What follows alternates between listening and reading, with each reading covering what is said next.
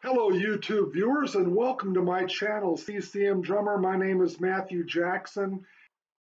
There's a gentleman by the name of John J Thompson who was featured a lot in this movie. Now, if you go to his website, he has he's a host of True Tunes podcast. So he has a True Tunes podcast that he does, and if you go to his website, the bio. Um, on John J. Thompson reads, he's the creator, host of acclaimed new True Tunes podcast, has been championing, challenging, and celebrating faith-fueled and art and artists since he was just a kid. He was featured significantly in the film Jesus Music Movie as an authoritative historian on the ins and outs of Christian and gospel music. Okay, whatever. Okay, in May of 1997, Kirk Franklin came out with a song called Stomp. That song Stomp went viral. It was a smash hit, okay? This is what Mr. Thompson said about Stomp, okay? I'm not making this up. I actually transcribed or transposed what he said verbally onto paper so I can read exactly what he said. I'm not taking anything he said out of context. He said, quote, some people like to think that stomp as a moment when CCM music got a little bit more integrated. You are too late to the party to claim that you had anything to do with stomp. I'm sorry, CCM, that's not your song. That's Kirk Franklin going to the mainstream and you guys catching up. End of quote. Okay. Now, my question for Mr. Thompson is, you say some people like to think that stomp. Who are these some people in CCM that is claiming that stomp is a CCM song? Who in CCM is making that claim? Name names. You know, you just can't. What Mr. Thompson did is he built a straw man, and then he knocked down the straw man. Okay, so it's easy to knock down a straw man that you constructed. Um, how many CCM stations actually aired Stomp when it came out? If CCM is trying to claim Stomp as one of its own, then how come Stomp never was on any CCM charts? I looked at all the CCM charts in 1997, 1998, 1999. Stomp was not on any, wasn't ranked on any of the charts. So if CCM was trying to lay claim to Stomp, that would have made the charts. That's the first place you look. So there's no tangible record or evidence of any sort that CCM actually tried to lay claim to Stomp. For that matter, I didn't find any song by Kirk Franklin on a CCM chart. The only time I ever saw Kirk Franklin's name on a CCM chart was when he was featured as a guest on Toby Mac's song called Lose My Soul from his album Portable Sounds. And this was in 2008. All right. That's the only time I've ever seen Kirk Franklin on a CCM chart of any kind of song. So where's this notion coming from that CCM made this claim? And certainly you can't go to the charts. Now, Stomp won a Dove Award in 1998 for Best Urban Song of the Year.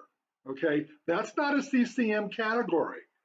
It won 2 Grammy nominations for Best R&B Song and Best R&B Performance by a Duo. Again, that's in the R&B genre. So the awards that song won were not even in the CCM category, much less ranking in the CCM charts.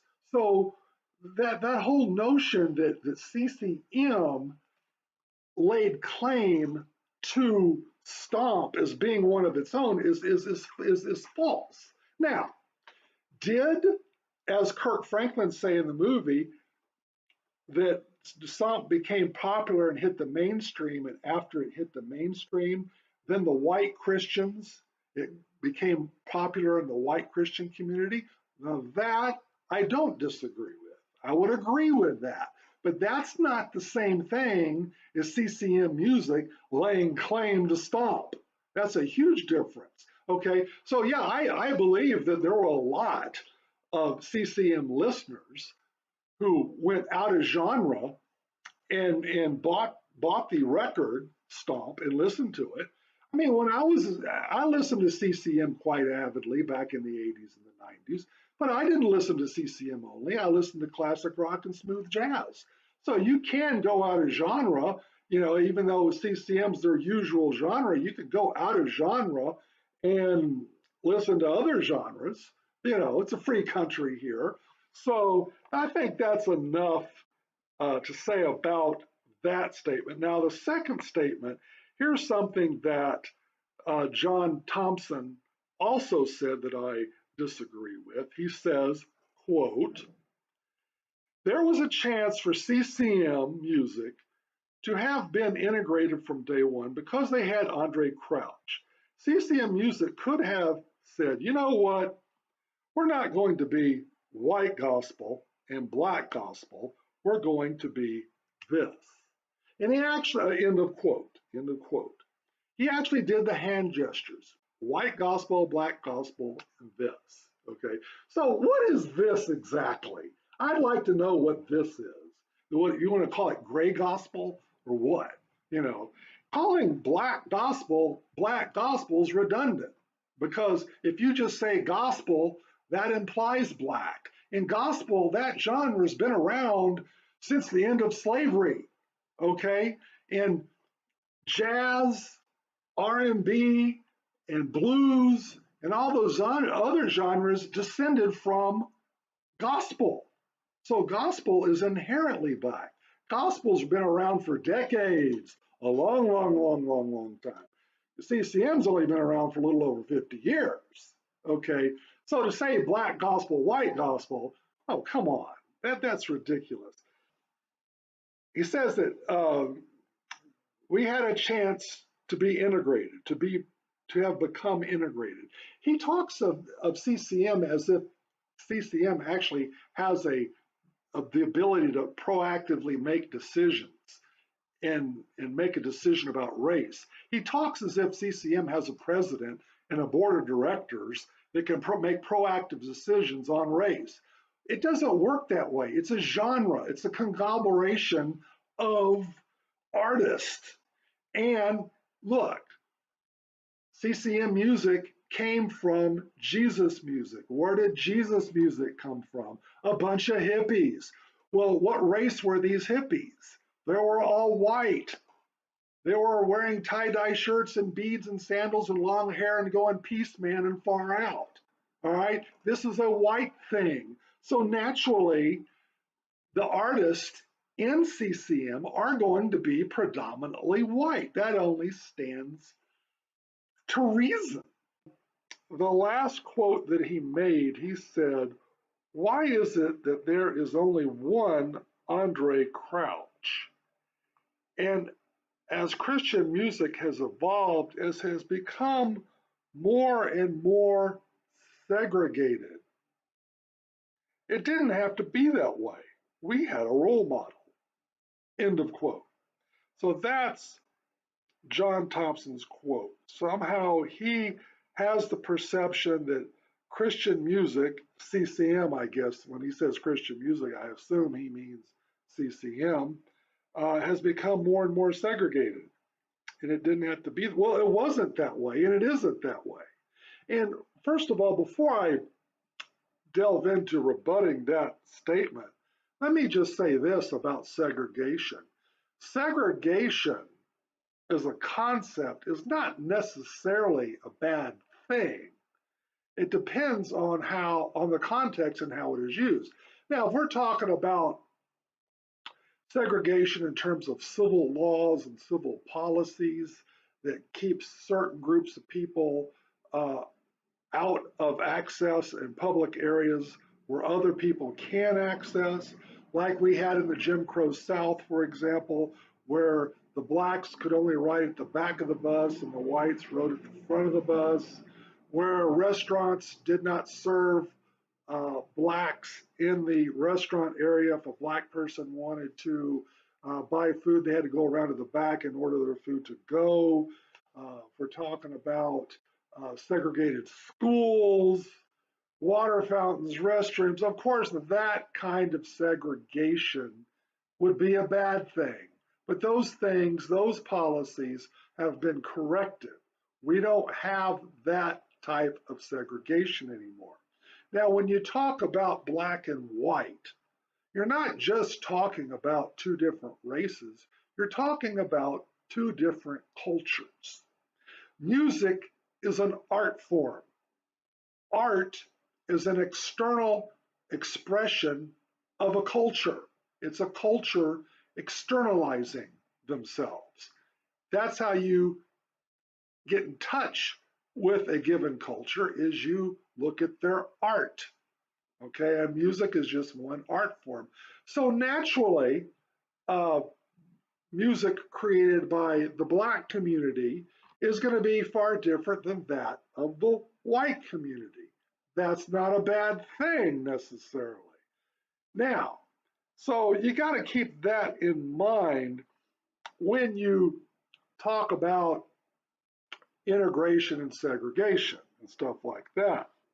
So it wasn't that way. We actually, CCM was a lot more integrated than the producers of the Jesus Music movie and John Thompson gave it credit for. Of course, we know who Andre Crouch is. He was a juggernaut, okay? But have they ever heard of Larnell Harris? Larnell Harris ranked 26th in the top 100 CCM artists of the 1980s. He had 17 hit songs that made the charts. Larnell was inducted into the Gospel Music Association Hall of Fame in 2007. He's won 5 Grammys and 11 Dove Awards, and he was nominated for 5 Grammys. He's had he won a Stellar Award. Um, so this guy uh, is a very prolific artist, and he's black. He's a black artist. And if you look at Larnell Harris's sheet, he's almost as prolific and is just as big of a juggernaut as Andre Crouch himself. Andre Crouch ranked 77th in the top 10 100, I'm sorry, in the top 100 CCM artists of the 1980s. He had 3 hit songs compared to Larnell Harris's 17 hit songs. Now, there's a reason for that, and let me get into that. Andre Crouch was an artist of the 70s. He's basically a 70s. That's when he hit full stride, was in the 70s. Now, he still had some star power going into the 80s, and he won awards and, you know, made accomplishments in the 80s and sold lots of records in the 80s. But the 70s was really where he shined the brightest. Now, Larnell Harris, on the other hand, he was an 80s guy, okay? So now, one thing to note is that CCM Music didn't start tracking and charting their songs and have a top 40 until 1978. So for the majority of the 70s, when Andre was rolling and at his peak, his songs weren't charted, even though he may have sold lots of records. There's no charting. Where Larnell Harris had the benefit of charts. So that's why Andre only has 3 hit songs, because those 3 hit songs that I'm talking about were 1980, 81, and 82, you know, post 70s. So that's why. But But anyway, Larnell Harris was a big juggernaut, almost as big as Andre himself.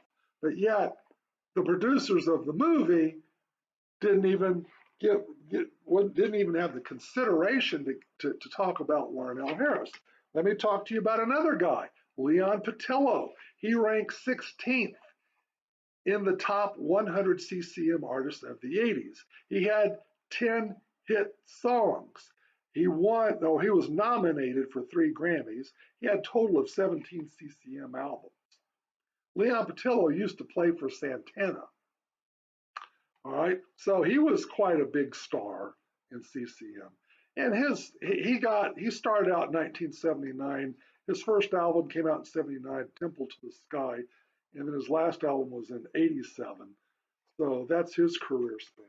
There's another one, Denise Williams, ranked 38th in the top 100 CCM artists of the '80s with 10 hit songs. Her album called Special Love ranked 50th in the top 50 CCM albums of the 1980s. She won 4 Grammys and got 9 Grammy nominations. So, yeah, Denise Williams. Now, Denise Williams was R&B before she got into. She did a little bit of R&B gospel, then swerved into CCM, but she did enough CCM to get 10 hit songs. So that's pretty good. Uh, have you ever heard of Andres Blackwood? Andres Blackwood and Company. Now, Andres Blackwood was a duo. Sherman Andres was a black guy, and the Blackwood guy, I forgot his first name, he was a white guy. So it was a salt and pepper team. Uh, those two, uh, they ranked 25th in the top CCM artist of the 80s, ranked 25th in the top 100 CCM artists of the 80s, and they had 8 hit songs off 7 albums. Okay, so no mention of Sherman Andres, another black artist. Philip Bailey, you know who he is? He used to sing with Earth, Wind, and Fire. Now, Philip Bailey's a multi-genre kind of guy because he's done jazz, R&B, but he did do some. He did do 3 CCM albums and had 7 CCM hit songs. He was ranked 57th in the top 100 CCM artists of the 1980s. He's got 1 Grammy and 3 Grammy nominations. Not bad. And why didn't they mention Philip Bailey? Billy and Sarah Gaines. They ranked 58th in the top 100 CCM artists of the 80s with 7 hit songs and 6 albums. They won 1 Dove Award and they had 3 Dove nominations. Yeah, Billy and Sarah Gaines. BB and CC Winans, they were huge. 9 albums, 9 CCM albums. They were ranked 50th in the top 100 CCM artists of the 80s with 6 hit songs. Their song Heaven ranked 39th in the top, the album Heaven ranked 39th in the top 50 CCM albums of the 1980s. They won 3 Grammys, won 9 Doves, won 2 NAACP Image Awards, won 2 Soul Train Awards. And then I think CC did some solo work. And so, yeah. Now, they did interview CC Winans in the movie. So they did recognize her. Now, here's some honorable mentions. Marilyn McCoo, she used to sing with the Fifth Dimension. She did have 1 album that was nominated for a Grammy that was CCM, and the title cut, the Me Nobody Knows, ranked hit the charts in '91. Jesse Dixon and also Tremaine Hawkins. Now those 2 are primarily gospel singers, but they both had 1 gospel song that got some CCM airplay and then did make the charts. Here's the point I want to make with this, because I mentioned to you 9 CCM artists, and then of course these last 3 were just honorable mentions. To say that CCM got more and more segregated and we didn't integrate enough, that's not true. And that's a slap in the face to guys like Larnell Harrison, Leon Patillo, and Billy and Sarah Gaines, and the other guys that I mentioned. Just ignore them. Well, that's a form of discrimination right there, saying that, oh, you just had Andre and that's it. And you didn't have anybody else until Michael Tate came along with DC Talk and Mendiza and Lecrae. I mean, that is just so unfair. Now, and like I said in the previous part, yes, CCM music is going to be predominantly white because its roots are predominantly white. But that doesn't mean we were exclusively white. So we had a few CCM artists that were black, and there was some integration. So how integrated does CCM have to be in order to satisfy the producers in John J Thompson into thinking that we're not segregated anymore? So anyway, that's my presentation for today.